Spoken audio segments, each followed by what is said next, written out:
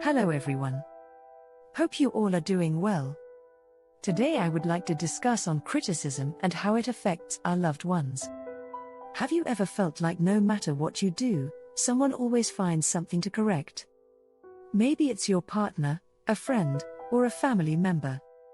They say they're just trying to help, but instead of feeling motivated, you feel drained, frustrated, or even worthless.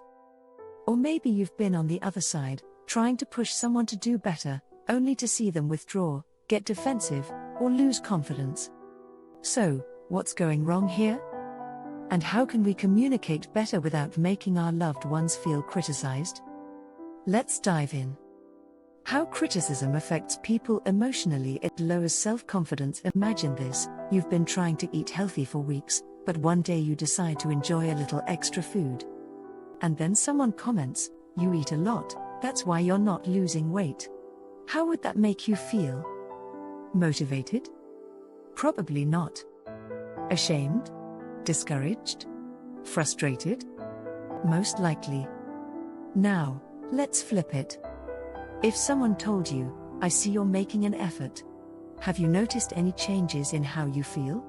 That small shift in wording changes everything. Instead of tearing you down, it makes you feel acknowledged and supported.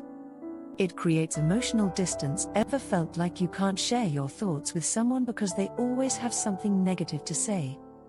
When criticism becomes too frequent, people start withdrawing emotionally. Instead of seeking comfort, they fear being judged. Over time, this weakens the bond between two people. It makes people dependent on approval. Have you ever caught yourself thinking, "I can't do this until they say it's okay"? Criticism, if not handled well, can make a person doubt their own decisions and rely too much on someone else's validation. This can lead to feeling stuck, powerless, or afraid to take risks. So, how to communicate without making the other person feel criticized? So, how do we give feedback without hurting the people we love?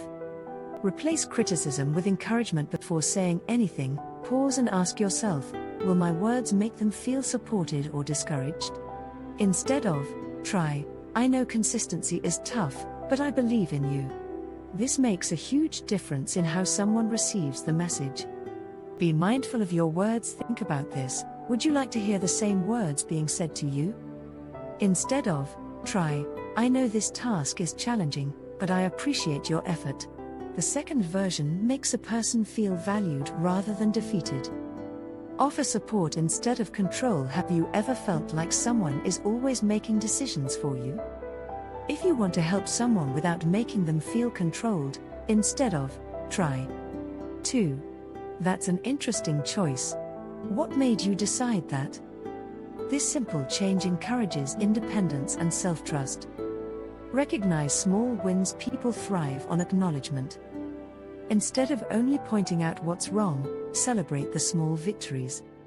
Instead of, "Try, I see you're making an effort." Have you noticed any changes? By shifting the focus, you motivate the person rather than making them feel like a failure. Ask before giving advice. Friends, this is very important. Before jumping in with corrections or offering unsolicited advice, take a moment to ask, "Do you want my advice, or do you just need me to listen?" This simple question can make a huge difference in how the other person feels during the conversation. Often, people just want to express their thoughts, vent their frustrations, or share their struggles without immediately being told what to do.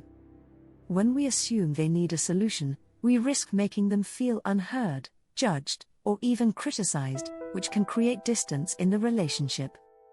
By asking this question, you give them control over the conversation, allowing them to decide whether they need guidance or just a listening ear, ultimately fostering better understanding, trust, and emotional support. Express concern with kindness. Sometimes, you do need to address an issue, but the way you say it matters. Instead of saying, "You're not trying hard enough," try, "I see that you're struggling. What's making it difficult? Maybe we can find a way to make it easier." Now, instead of feeling attacked, the person feels supported and open to improvement. Think about a time when someone's words really hurt you. What could they have said differently? Now, think about how you communicate with others.